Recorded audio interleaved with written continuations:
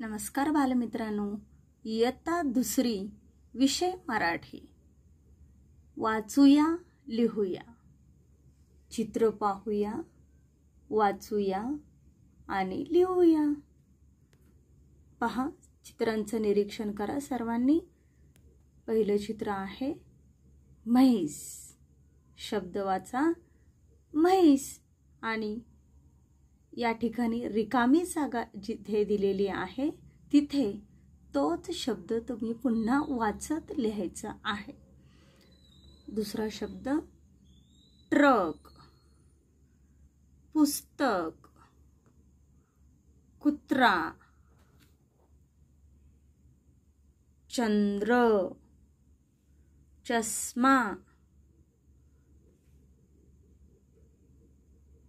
छत्री, बॅट,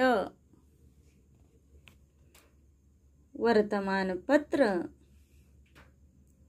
कैऱ्या,